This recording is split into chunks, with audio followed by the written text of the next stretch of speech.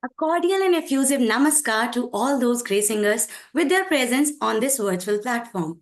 On this occasion, I'm deeply gratified to undertake the delightful responsibility of extending a warm welcome to the revered principal of the Vidyalaya, Ma'am Anupama Bharadwaj, as well as to our discerning parents and esteemed colleagues for today's session on health and wellness.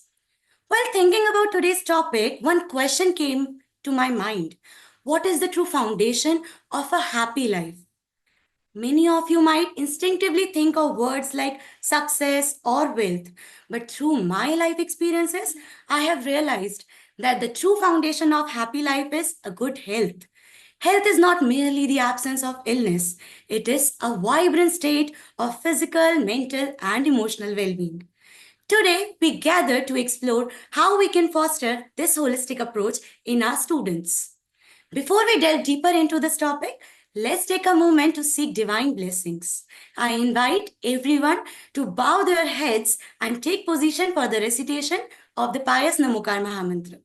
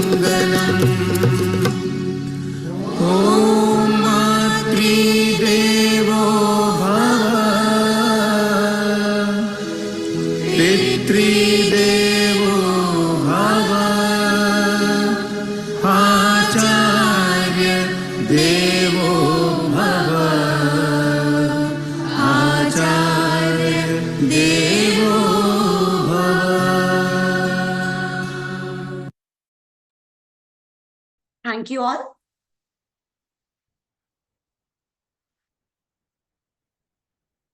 As we embark on this journey of health and wellness, we must recognize that the students are like young saplings, growing and developing in the nurturing care of both their parents and teachers. To understand more about this collaborative approach of health and wellness, I am honored to invite our esteemed principal of the Vidyalaya, Ma'am Anupama Bharadwaj. Over to you, ma'am. Thank you, Shivani. Thank you so much, and God bless you. So, namaskar to one and all present on this virtual platform. So, the purpose of today's session is to know more about the health and wellness of school-going children. NCERT in the year 2018, has developed this health and wellness curriculum under the aegis of Ministry of Human Resource Development and the Ministry of Health and Family Welfare as a part of the Ayushman Bharat. And this health and wellness program, right, it is very, very important. And this health and wellness program for the school-going children, this whole document has total 11 modules, and which are to be discussed with kids, with teachers, and with parents. And why this is important? Because all of us know that health is above all.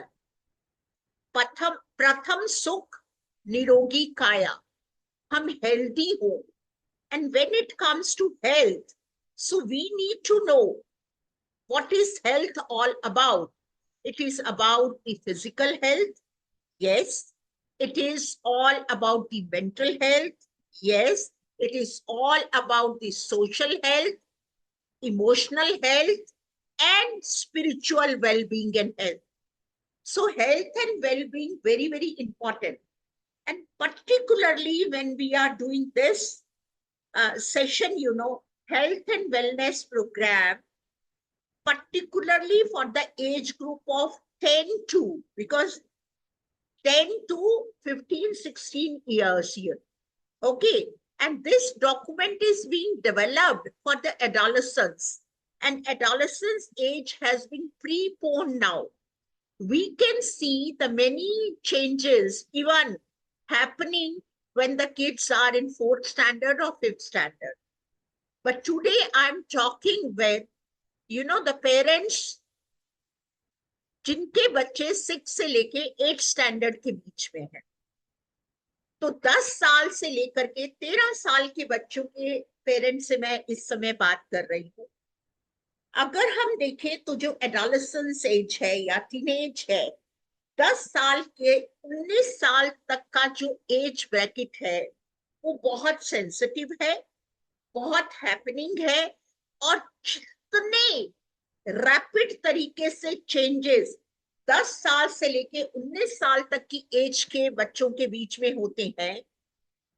हालांकि changes तो होते रहते हैं पूरी life भर, right, लेकिन इस वाली उम्र के उसमें 10 साल से लेकर के 19 साल तक के उसमें जो है चेंजेस बहुत रैपिड है. फिजिकल चेंजेस भी बहुत होते हैं, बायोलॉजिकल चेंजेस भी बहुत होते हैं, मेंटल लेवल पे भी बहुत चेंजेस होते हैं, सोशल लेवल पर भी होते हैं, इमोशनल लेवल पर भी बहुत चेंजेस होते हैं. So as teachers and parents we need to understand, we really need to understand.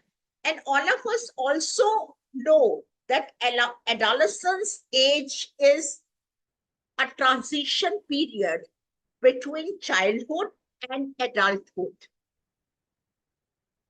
Childhood और एडल्टहुड की तरफ बच्चे जा रहे हैं, और ये बीच का ट्रांजिशन पीरियड है जो कि बहुत ही अपने आप में बहुत वनरेबल भी है.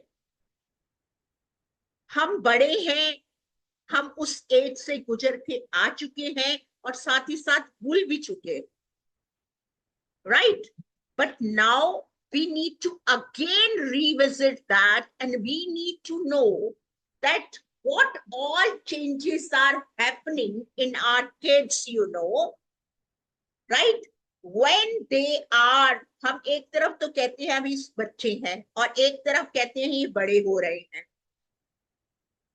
जब कोई समझ की बात करती है, no no no, you need not to do like this because you are still a child. अगर वो बच्चों की तरह कोई हरकत करते हैं तो हम कहते हैं अरे आपको इतनी भी समझ नहीं है, आप इतने बड़े हो गए हैं. तो दे आर कंफ्यूज्ड, क्योंकि ना वो बच्चे हैं ना वो पूरी तरह से एडल्ट्स हैं. It is a transition period which is going on. So as teachers and parents, we need to understand, we need to empathize, we need to give support to them, we need to equip them, we need to empower them, we need to guide them that it is all normal. It is all normal.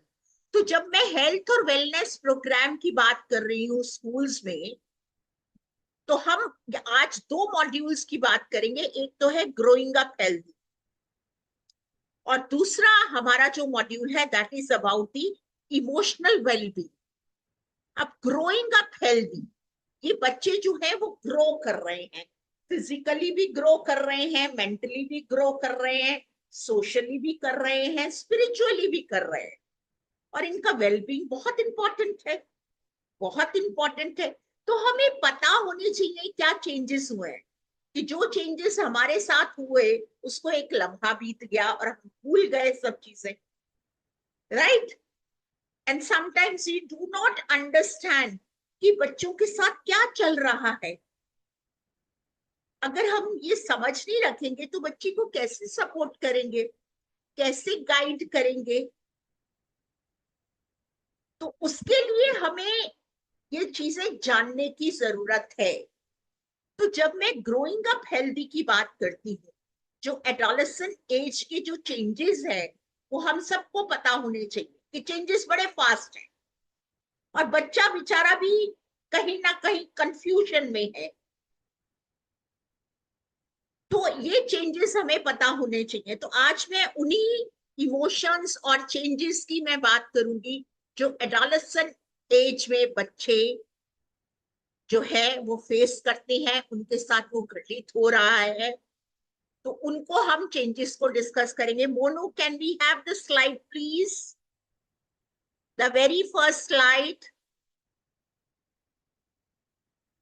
देखिए, अगर मैं ये changes during adolescence में बात करूं तो बच्चे जो, क्योंकि आज बच्चे जो हमारे पास हैं इस समय, मैं जिनके पेरेंट्स से बात कर रही हूँ, वो 10 साल से 13 साल की उम्र के बच्चे हैं। उनकी बॉडी में फिजिकल चेंजेस भी हो रहे हैं, उनके ग्रॉस और फाइन मोटर स्किल्स बहुत इंप्रूव हो गए हैं, उनमें स्ट्रेंथ आ रही है। और ये वाले जो बच्चे हैं, they are very eager to know new things, they are eager to experiment, they are full of energy, they are so vibrant, they are so energetic. So if we are not channelizing their energy, then they may go otherwise. So my humble submission to all the parents that please do understand your child and guide them accordingly. एक बात और है, ये नहीं कि हमने बच्चे की पैम्परिंग करनी है, बिल्कुल नहीं। उसको गाइड करना है, उसको ये भी बताना है ये गलत है ये सही है, और जहां पर फर्मनेस की जरूरत है हमने फर्म रहना है। But yes, we need to guide our children that please, this is right and this is wrong beta। और उसके लिए हमें बच्चों को इक्विप्ड करना है, उनको एम्पावर करना है। वो हम कैसे कर पाएंगे? अगर हम एज ए टीचर और पेरेंट रिस्पॉन्सिबल है, हम खूब रिस्पॉन्सिबल है, क्योंकि बच्चा हमारी तरफ देख रहा है कि ये जो हमें ऐसा ना हो पर उपदेश कुशल बहु तेरे, कि ये सिर्फ उपदेश ही देते हैं और जो ये हमें कह रहे हैं वो तो करते नहीं है। तो बच्चा हमें देख रहा है कि हम कैसे बिहेव करते हैं, कोई सिचुएशन आ जाती है। तो यहाँ पर बच्चों का एनर्जी लेवल बहुत ज्यादा होता है इस एज में। यू मस्ट हैव सीन, आज मैं सुबह असेंबली हो रही थी, एक क्लास आई हुई थी, तो मैं उनको ऑब्जर्व कर रही थी। सुबह सुबह का टाइम है, विदाउट एनी रीजन एक बच्चा दूसरे को पुश कर रहा है, बिकॉज उनकी बॉडी में बहुत ज्यादा चेंजेस होते हैं, they are not able to manage themselves, so they keep doing such kind of things. यू चलते चलते किसी को धक्का मार देना, किसी को तंग करना, कोई चीजें खराब कर देना, इस तरह की उनमें ये टेंडेंसीज डेवलप होती है। So as a teacher, as a parent, हमें बताना है that this is not right and we need to channelise their energy. इसी तरह से ये बच्चे जो है ना, अपने लुक्स को लेकर के, अपने अपीयरेंस को लेकर के, अपनी ड्रेसेस को लेकर के भी बहुत पर्टिकुलर हो जाते हैं, क्योंकि ये चाइल्डहुड की तरफ से चलकर एडल्टहुड की तरफ एंटर कर रहे हैं। जो ट्रांजिशन है, transition is always very challenging, so this we need to understand. Next slide Mono please. Yes, and you know, सबसे बड़ा जो एडोलेसेंस एज का फीचर है वो ये क्या है कि इनकी एक इंडिपेंडेंट आइडेंटिटी बनने लगती है। ये अपने आप को, आपने देखा होगा जो छोटा बच्चा होता है, they are always after their mother और father, but when they start growing they want to sit alone, they want to talk to their friends, you know. तो आपने देखा होगा कि उनमें ये चेंजेस आ रहे हैं, उनकी अपनी एक इंडिपेंडेंट आइडेंटिटी बन रही है, क्योंकि उसने एडल्टहुड की तरफ चलना शुरू कर दिया है, ये ट्रांजिशन हो रहा है। और they are always looking for, क्योंकि उनकी एक individual identity बन रही है, independent, so they are always looking for dignity, respect, कि parents उनको respect के साथ बोले, teachers उनको respect के साथ बोले, उनके साथ के जो साथी हैं वो उनको respect दे। नए नए फ्रेंड्स बनाने लगते हैं बच्चे इस एज ग्रुप में, उनको सोशलाइज करना बहुत अच्छा लगता है, अपने पीयर ग्रुप से बहुत जल्दी इन्फ्लुएंस हो जाते हैं। और इसी समय हम पेरेंट्स का रोल बहुत इंपॉर्टेंट है कि हम ये चेक रखें बच्चा के फ्रेंड्स कौन है, किस तरह की उसकी कंपनी है, ऑब्जर्व करके हम बच्चों को गाइड करें और बहुत पेशेंस के साथ। Next mono, keep change. हाँ, yes, as I shared with you, they are always full of energy, they are always feeling enthusiastic, and they would love to have fun always and adventure. Mood swings बहुत होते हैं बच्चों में, कभी आप उनको देख रहे हैं, sometimes they are feeling irritated, sometimes they are angry, sometimes they'll say मैं बोर हो गया हूँ, मैं क्या करूँ, right? Sometimes they are full of love, and their behavior also becomes very impulsive sometimes, and they have developed the feeling towards their friends also. So that is also a very important feature, which we generally observe during the adolescence period. Next, Monu. So we need to know then the development of aspirations of future. You must have seen some kids, uh, they have become so much of concerned about their career, future. They have started taking decisions about their self. मैं ये बनूंगा, मैं ये करूंगा, मुझे ये अच्छा लगता है, मुझे ये अच्छा नहीं लगता है, उस तरह की बातें करने लगते हैं बच्चे। And they are always looking for appreciation and recognition. So please, dear parents, whenever your kids are showing any improvement, any good work they are doing, please appreciate them, recognize them, and never ever do the comparison. So they don't like that. They never like, कि उनका comparison किसी और से हो जाए. So we must be, careful when we are using such words, and when we are going in the mode of comparison, we must not do that. Next, Monu, next slide. हाँ जी, अब देखिए, जब हम ग्रोइंग अप हेल्दी की बात कर रहे हैं, उसको हेल्दी ग्रो करना है, और उस समय पर पेरेंट्स का रोल बहुत इंपॉर्टेंट है। उनपे बहुत सारे चेंजेस हो रहे हैं, फिजिकल लेवल पे बहुत चेंजेस हो रहे हैं। कई बच्चों की हाइट बढ़ती है, कईयों की छोटी रह जाती है, बॉडी में बहुत सारे चेंजेस आ रहे हैं, लड़कियों के भी लड़कों के भी। तो कई बार जो है बच्चे इस बात से भी परेशान हो जाती हैं, तो हमने उनको ये देना है कि it is all normal and natural. ये हमें गर्ल्स को मदर्स बहुत अच्छे तरीके से एडुकेट कर देती हैं, बॉयज को भी एडुकेट करना बहुत जरूरी है। तो मैं ये प्रार्थना करूंगी फादर्स को कि वो अपने बच्चों के साथ बैठे, क्वालिटी टाइम दें, और उसको भी इस बारे में बताएं कि उसकी बॉडी में क्या क्या चेंजेस होंगे। ये बताना बहुत जरूरी है। बॉयज को जनरली, बॉयज की जो कंडीशन है ज्यादा वनरेबल है, लड़कियों को तो बहुत अच्छे तरीके से उनकी मदर्स, उनकी ग्रैनीज समझा देती हैं, but when it comes to boys, so I think हम इतनी मेहनत नहीं करते हैं के साथ, which we need to do.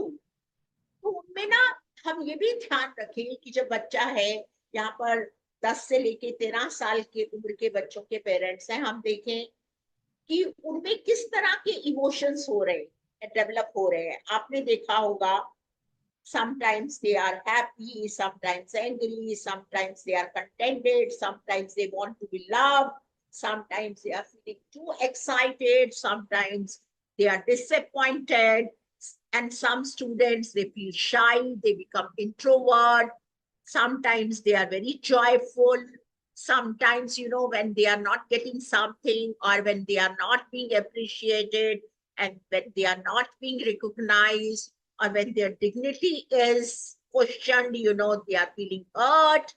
And इस उम्र के बच्चों में जेलसी भी बहुत होती है, उसके 2 नंबर ज्यादा आ गए, मेरे कम आ गए, उसने ड्रेस अच्छी पहनी है, मैंने नहीं पहनी है, उनके घर ये वाली गाड़ी है, हमारे पास नहीं है, उसके पास ये वाला मोबाइल है, मेरे पास नहीं है। सो likewise you, which is very normal. लेकिन अगर ऐसी वाली इमोशन हमें ये देखना है एज ए पेरेंट, अगर तो कभी कभी बच्चा सैड होता है, कभी और हैप्पी भी हो जाता है, लेकिन अगर वो सैडनेस, वो जेलेसी, वो डिसअपॉइंटमेंट, वो वरी, वो सैड रहना, फ्रस्ट्रेटेड रहना, इरिटेटेड रहना, टेंशन में रहना, अगर वो लंबे समय तक एग्जिस्ट करता है, then it is not good. Otherwise कोई सिचुएशन आती है, मैं अभी आपके साथ सिचुएशंस भी डिस्कस करूंगी, अगर कोई सिचुएशन आई, उस सिचुएशन में मैंने अच्छा फील नहीं किया, अब जैसे ये आपके सामने स्क्रीन पे है, बर्थडे पार्टी है, फ्रेंड्स ने आना है पार्टी पर, उसके घर तो बच्चा क्या होगा, जॉयफुल भी होगा, एक्साइटेड भी होगा, हैप्पी भी होगा, मिक्स्ड इमोशंस आएंगे, तो इट इज ओके, राइट। इसी तरीके से बच्चे का एग्जामिनेशन का रिजल्ट आया है, और उसके मार्क्स जो है, उसने जितने एक्सपेक्टेशंस थी उसकी उससे कम आए हैं, तो definitely child would feel disappointed, child would also feel disheartened, child would also feel scared कि मम्मी पापा कुछ डांटे ना कि नंबर क्यों कम आए हैं, many times it happens. लेकिन अगर ये ठीक है, रिजल्ट जब आया है उस समय पर है, 1-2 दिन बच्चा उदास रहता है, लेकिन अगर बच्चा लंबे समय तक उस मोड में रहता है, yes, then it is a matter of concern। थोड़ी देर रहना है, बिल्कुल वो बहुत नॉर्मल है। हम और आप भी अगर आज हमको एग्जाम देती हैं, हमारा रिजल्ट आता है, तो अगर नंबर कम आए हैं, तो हम भी, अगर हम बिल्कुल उसके बारे में सोचेंगे ही नहीं, अगर कोई बच्चा, किसी का रिजल्ट आया और उसके नंबर कम आए और उसने कोई रिएक्शन, वो थोड़ी देर के लिए बैठा नहीं, सोचा नहीं, ठीक है ना, तो हम क्या कहते हैं, हम कहते हैं तो बड़ा बच्चा इंडिफरेंट है, बड़ा ढीठ है, इसको कोई फर्क ही नहीं पड़ता, बहुत केयरलेस है। So my submission here is that for some time, if the child is feeling disappointed, feeling scared, it is okay, normal है ये इस एज में। लेकिन अगर वो लंबे समय तक रहता है, तो हम पेरेंट्स को ये ध्यान देना है। इसे हम बच्चों से पूछते भी हैं, बेटा ये सिचुएशन आती है तो आप, मैं बच्चों से, जब मैंने पिछले साल इस हेल्थ एंड वेलनेस मॉड्यूल को बच्चों के साथ किया 6th 7th और 8th के, तो मैंने बच्चों से पूछा, तो बच्चों ने बहुत बढ़िया बढ़िया जवाब। उन्होंने कहा मैम अगर बर्थडे पार्टी है, फ्रेंड्स से मेरे घर आना है, तो मैं तो बहुत एक्साइटेड होता हूँ। ठीक है, नेक्स्ट नेक्स्ट। यस, अब देखिए, उसका छोटा भाई है, वो ट्यूशन से लौट के नहीं आ रहा है, डार्क हो रहा है, रात हो रही है, तो बच्चा क्या होगा, बच्चा क्या, हम भी थोड़ी देर के लिए तो परेशान क्या हो जाएंगे, हम वरीड हो जाएंगे, हमें डर भी लग रहा होगा, बहुत सारे मिक्स्ड इमोशंस आएंगे। इसी तरीके से, और ये जो 4th नंबर पे सिचुएशन है, ये बच्चों के साथ बहुत घटित होती है। 6th 7th 8th के बच्चे इसको अपने साथ रिलेट कर पाएंगे। बच्चे हैं, वो एक दूसरे के बारे में अच्छा भी बोलते हैं, एक दूसरे के बारे में खराब भी बोलते हैं।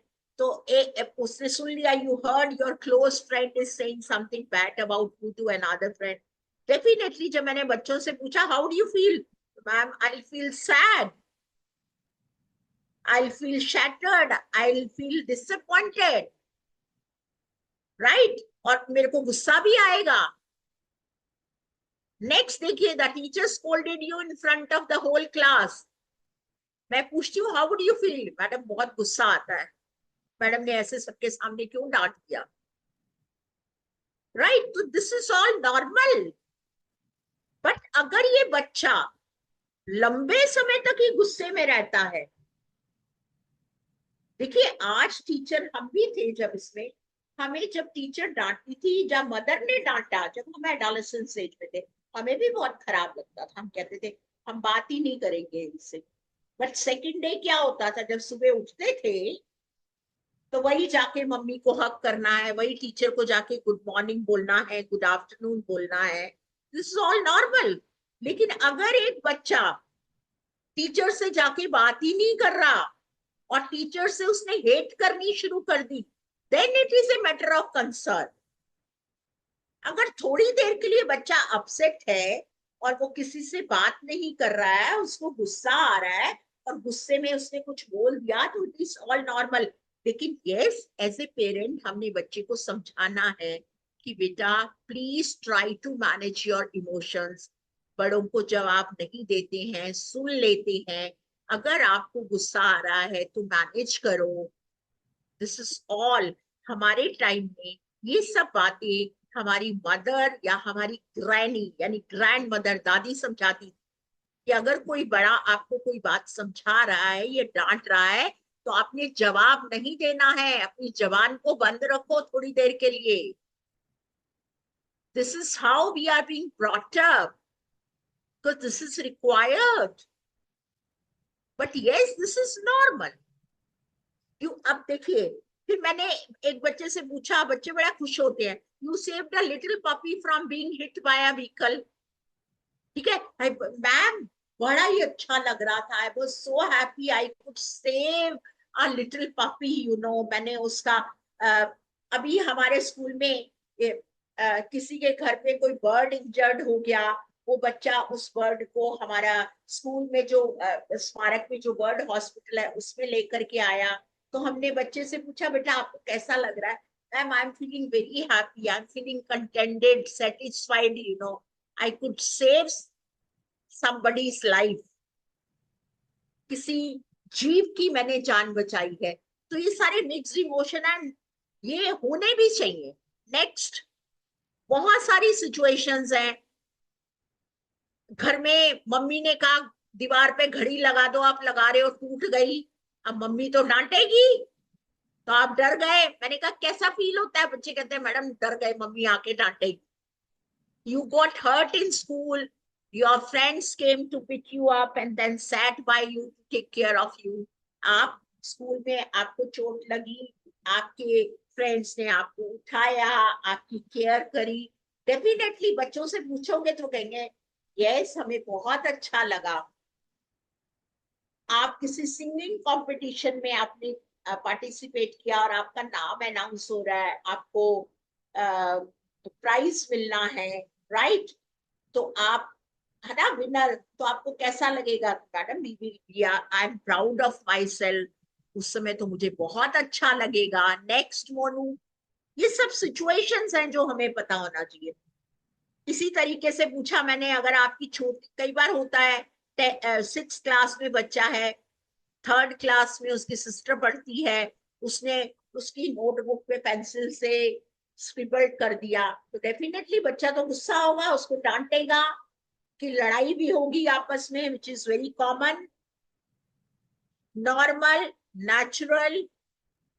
When you open your school bag at the end of the term, you found a beautiful card made for you by your friend. बहुत अच्छा लगता है, बच्चे कहते हैं। तो एज ए पेरेंट हमें बच्चों को बताना है और हमें पता होना चाहिए कि बच्चे के साथ ये सब चीजें हो रही हैं। लेकिन अगर कोई बच्चा हमेशा ही गुस्से में रहे, हमेशा ही इरिटेटेड रहे, किसी से बात ना करे, then it is a matter of concern. Then we need to take the guidance of the expert. We need not to ignore that. हमें उस चीज का ध्यान रखना होगा।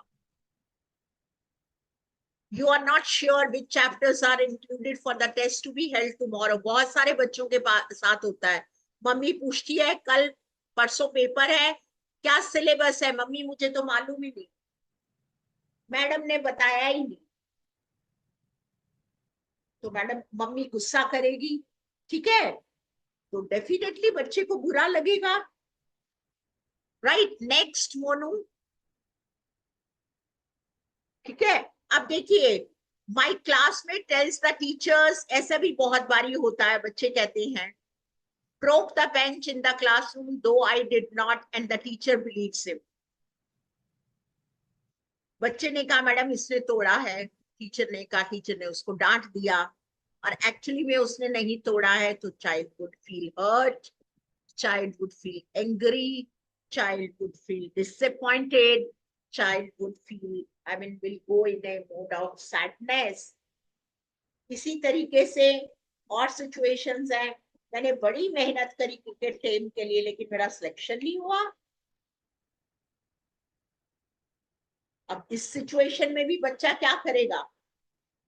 उस समय पर हमने बच्चे को समझाना है as a parent, as a teacher, that this is not the last time. You will be getting many more chances, many more opportunities. So keep it up always, never give up.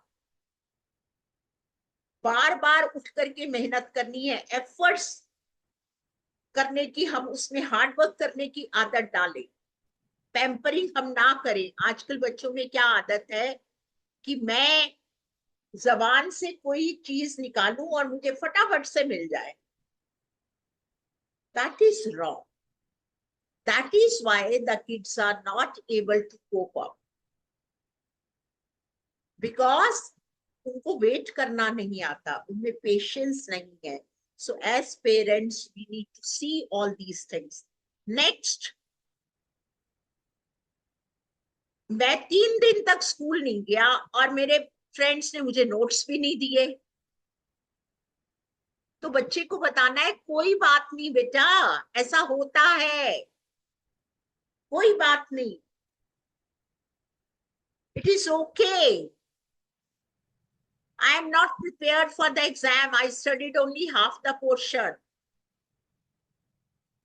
तो यहाँ भी बच्चे को भी शुरू से ही मेहनत करनी है, रोज टीचर की बात को सुनना है, रोज असाइनमेंट कंप्लीट करना है। मैंने कई बार देखिए, कई बार क्या होता है कि बच्चे पूरा साल नहीं पढ़ते हैं। कंसिस्टेंट परफॉर्मेंस होना चाहिए, पूरे साल का परफॉर्मेंस देख करके नेक्स्ट क्लास में बच्चे को भेजा जाता है। और कई बार क्या होता है, पूरा साल बच्चे ने पढ़ाई नहीं की, टीचर्स की बात को नहीं माना, पेरेंट्स की बात को नहीं माना, और लास्ट के 1-2 दिन में मेहनत करी या 10 दिन में, एंड समहाउ वो उस लेवल तक नहीं पहुंच पाया या पास नहीं हुआ। तो बहुत बार ये ऐसा होता है, तो बच्चे कहते हैं हाय मैंने तो बहुत मेहनत करी। अरे मेहनत पूरा साल करने की जरूरत है, 10 दिन की मेहनत से नहीं होगा। ऐसा क्यों कहा गया है कि एक क्लास के लिए पूरा एक सेशन चाहिए? नहीं तो 10 दिन में ना एक क्लास पूरा करा दे सरकार। Why 1 full year? Why not 10 days? तो हमें बच्चे को ये बात समझानी है। और कई बार हमारी ऑब्जर्वेशन में आया है, बच्चे तो फिर भी समझ जाते हैं पर पेरेंट्स नहीं समझते। So this also we need to keep in mind that please बच्चे को अच्छे तरीके से हम सपोर्ट और गाइड करें, that right from the beginning you need to devote time, you need to dedicate your time, you need to follow the timetable, and you need to listen to the teachers, and you need to complete the assignment. Only then you will get through. I lost the money that my mother gave me to buy a compass box. बहुत बारी ऐसा हो जाता है, हमारे साथ भी हुआ है।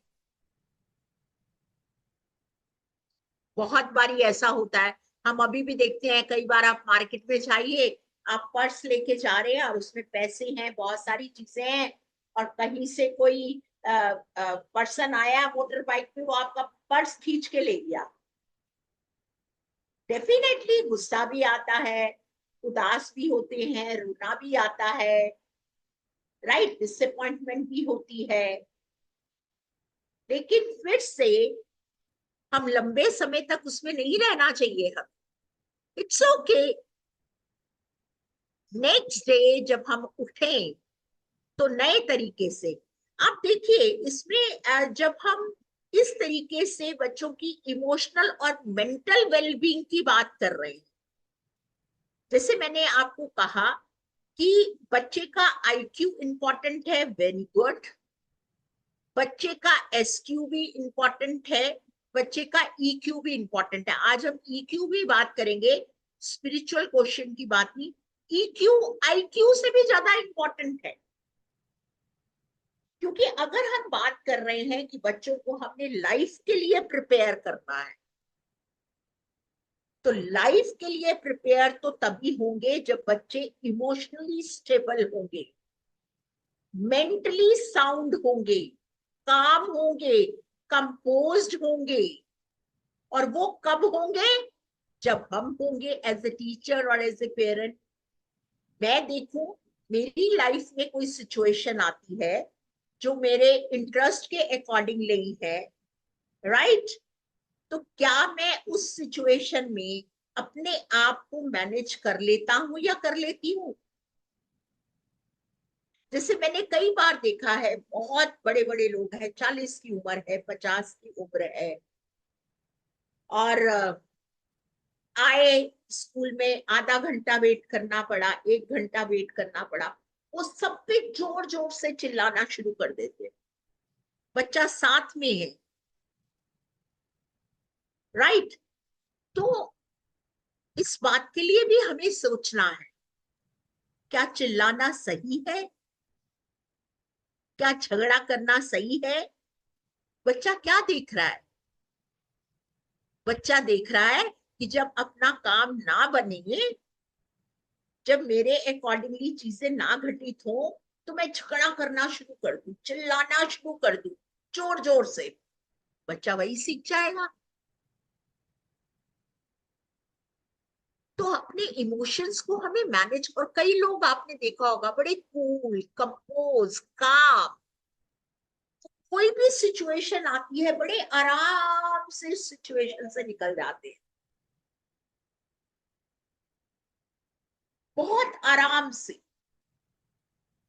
तो हमें तो अपने बच्चों को ऐसे तैयार करना है ताकि जिंदगी में, क्योंकि जिंदगी is not, life is not a bed of roses.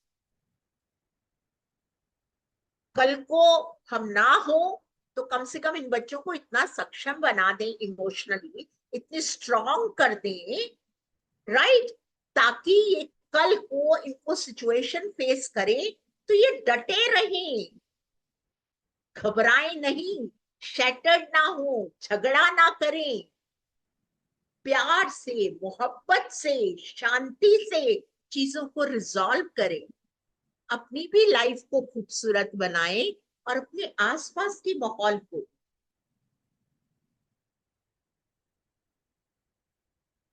ये बहुत इंपॉर्टेंट है। तो जब हम इमोशनल वेलबींग की बात कर रहे हैं, नेक्स्ट स्लाइड, तो एज ए पेरेंट और टीचर ना, ये देखिए आपको नजर आ रहा होगा स्क्रीन पर, स्ट्रेंथ लिखा है मैंने।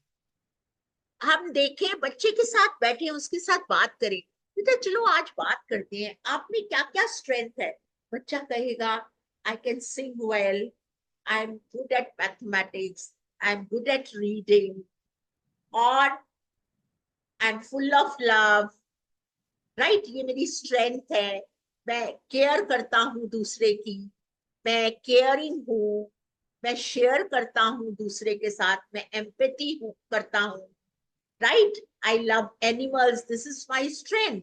फिर हम कहेंगे कुछ बेटे वीकनेस भी है, तो बच्चे आपके साथ बैठेंगे, फॉर एग्जाम्पल बच्चे ने कहा, हाँ पापा एक वीकनेस तो है, जब मैं अपने बारे में कुछ बुरा सुनती हूँ या सुनता हूँ ना, मुझे बहुत खराब लगता है, मेरा मन करता है कि इसको, जो है ना, आपस में इसको मजा चखा दूं।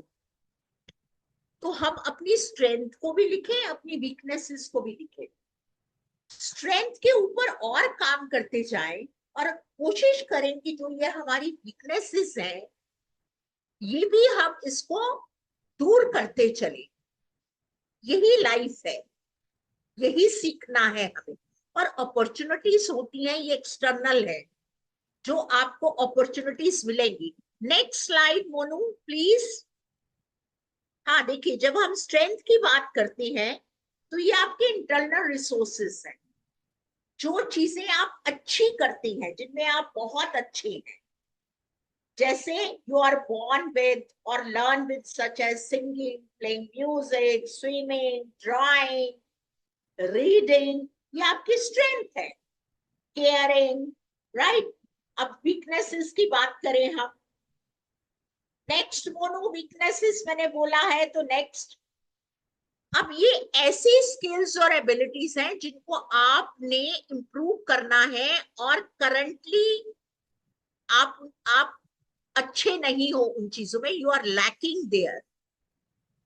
जैसे आपको बहुत जल्दी जल्दी चीजें खराब लगने लगती हैं, क्रिटिसिज्म को नहीं मैनेज कर पाते, राइट, ये आपकी वीकनेस है, तो इसको भी हमने देखना है।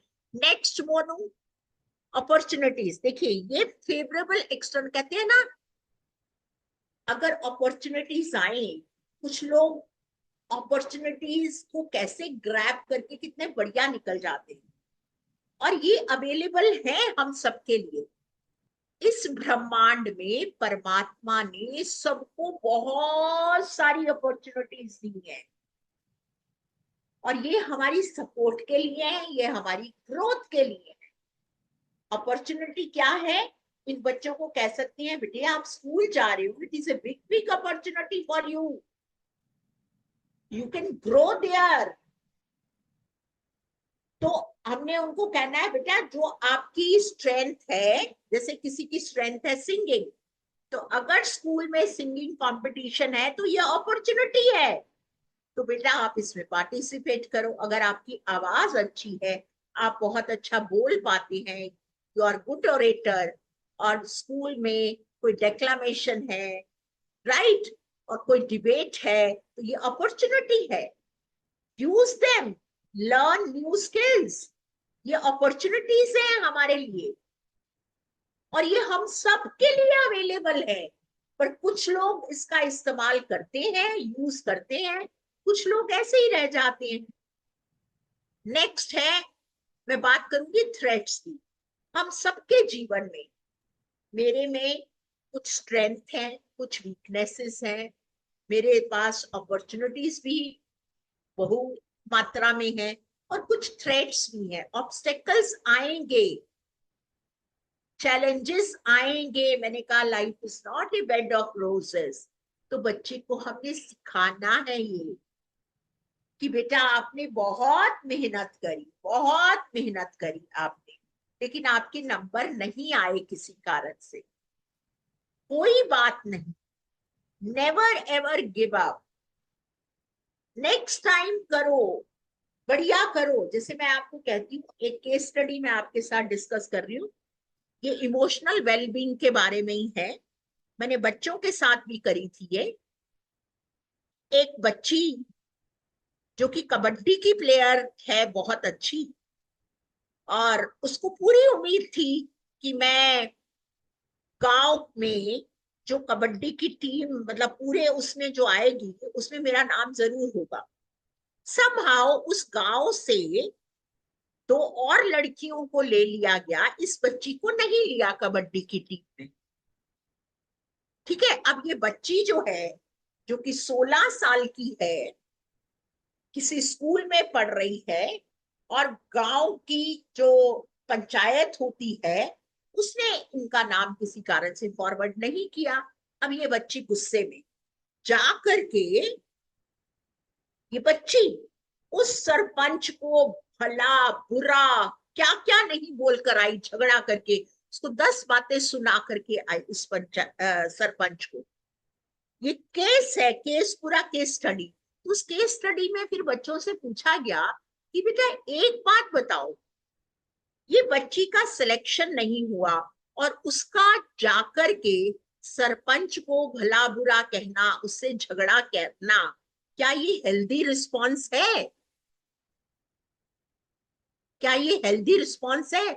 तो बच्चों ने कहा नहीं मैम, ये हेल्दी रिस्पॉन्स नहीं है, क्योंकि there may be so many other reasons. तो हमें अपने आप को, अगर मुझे कोई चीज जिंदगी में नहीं मिलती है, इसका मतलब नहीं है कि मैं झगड़ा करूं, रादर मुझे अपने ऊपर और काम करना है और मेहनत करनी है, अपने बच्चे को सिखाना है बेटा। रादर वो बच्ची जाके पूछती कि मेरी कहाँ कमी रह गई, मेरा टीम में सिलेक्शन क्यों नहीं हुआ, मुझे बताइए, ताकि मैं अपने ऊपर और काम कर सकूं और मैं नेक्स्ट ईयर गांव की टीम में मेरा सिलेक्शन हो। ये भी तो एक तरीका हो सकता है, और ये हेल्दी तरीका है। इसी तरीके से कई बच्चे इमोशनली बहुत शैटर्ड हो जाते हैं, उसके नंबर नहीं आए। मैं बताती हूँ कि हम जिस सोसाइटी में रहते हैं, उस बच्ची के 12th में 97.2% एग्रीगेट आए, and she was not happy, she was screaming crying. मेरे 100% नहीं आए एग्रीगेट, और उसने पूरा घर में उत्पात मचा रखा है। पेरेंट्स समझा रहे हैं, पेरेंट्स उनके घर पे बधाई के फोन आ रहे हैं, तांता लगा हुआ है, पर ये बच्ची जो है वो रो रो के इसने बुरा हाल किया हुआ है कि और बच्चों के 100 आए हैं, मेरे 100 क्यों नहीं आए। इसका मतलब है अगर बच्चा ऐसे बिहेव करता है तो ये कहीं ना कहीं as a teacher, as a parent, हमने उसको सही तरीके से गाइड, सपोर्ट और उसको इक्विप्ड नहीं किया, एम्पावर नहीं किया। उसकी पढ़ाई तो बढ़िया करा दी, लेकिन बैलेंस कैसे रहना है, अपने इमोशंस को कैसे मैनेज करना है। ये नहीं कि एक चीज नहीं मिली आपको तो आप जाके झगड़ा करना शुरू कर देंगे, चिल्लाना शुरू कर देंगे। No, not at all. This is not healthy way, it's not at all healthy. So what we need to do for our kids, if we want them to be emotionally, mentally healthy, then we need to really guide them. We need to support them, and we need to sit with them. और उनको कहना है कोई बात नहीं बेटा, never ever mind. Life is precious. Life is important.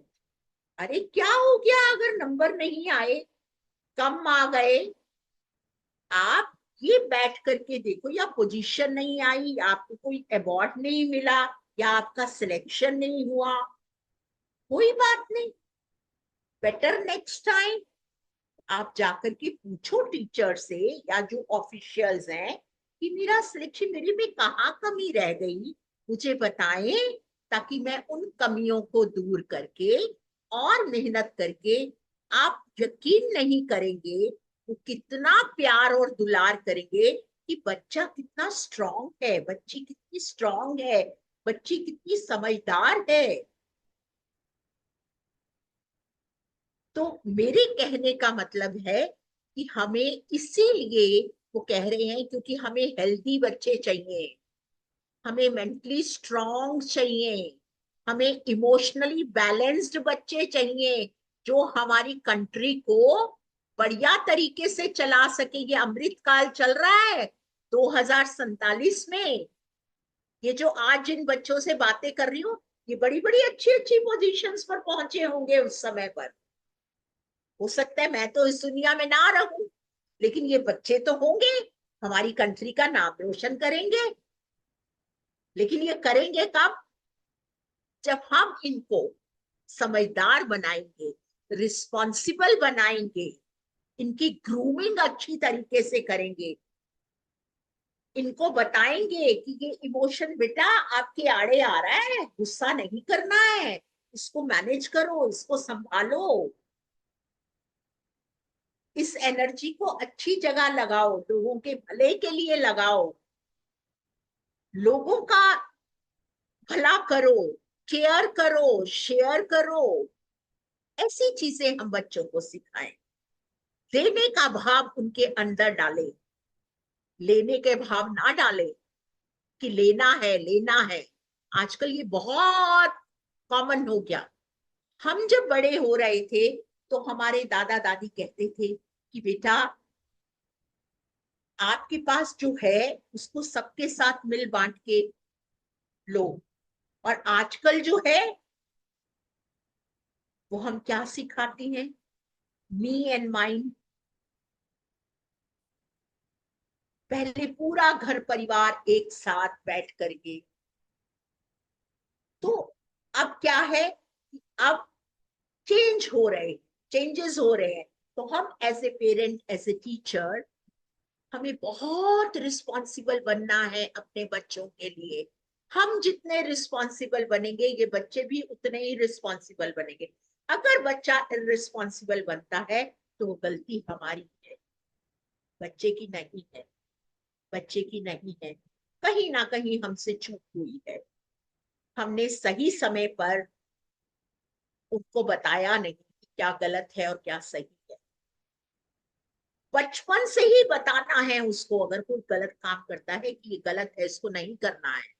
हमें firm रहना है, हमें उनको प्यार करना है, दुलार करना है, लेकिन उनकी पैम्परिंग नहीं करनी है, उनकी गलत बातों पे उनको सपोर्ट नहीं करना है। गलत बात पर उसको समझाना है समय रहते। और जितनी जल्दी हम ये गलत और सही का फर्क उसको समझा देंगे, उतना ही उसके लिए जीवन जो है वो सुखद होगा, उतना ही सुखद होगा। तो इन्हीं शब्दों के साथ मैं अपनी वाणी को विराम देती हूँ और ये आशा करती हूँ कि हम अपने बच्चों की नर्चरिंग जो है, देखभाल जो है, वो बहुत अच्छे तरीके से करेंगे। उनके साथ बातचीत करेंगे, उनको समझेंगे, उनको समझाएंगे, उनको प्यार करेंगे और उनको भविष्य के लिए तैयार करेंगे, ताकि अपनी लाइफ में वो विनर होकर निकले और अपना, अपने माता पिता का, अपनी परिवार का, अपने समाज का, अपनी स्टेट का, अपने भारत देश का और समूचे विश्व में अपना नाम करेंगे। इन्हीं बातों के साथ आप सबकी बहुत बहुत आप सबका आभार, धन्यवाद। God bless all of us. God bless all of us. Thank you so much. Thank you so much. Thank you so much, ma'am, for your enlightening words. We especially appreciate your thoughtful address on the significant changes that our children experience during adolescence, and your insights on how to approach these sensitive conversations are invaluable in helping us bridge the gap and guide them with empathy and wisdom. It's a reminder that we as parents and teachers must work together to create an environment that fosters holistic growth for our students. As we conclude to this session, I am truly honored to propose the vote of thanks. First and foremost, I express my gratitude to the Almighty for His abundant blessing which have made today's gathering successful. Mother Earth has my sincerest thanks for blessing us with her eternal bounty. My ebullient thanks to our venerated gurus who guide and motivate us to channelize our potential in the right direction and lead us towards success. I extend my heartfelt thanks to our esteemed principal, Ma'am Anupma Bhardwaj, for her enlightening words. Thank you, ma'am, for always inspiring us with your vision and wisdom. From the bottom of my heart, my thanks to worthy parents for their continued support and trust. Next, I extend a hearty vote of thanks to all the teachers and my lovely students who spared their valuable time to be a part of today's wonderful session. Thank you all.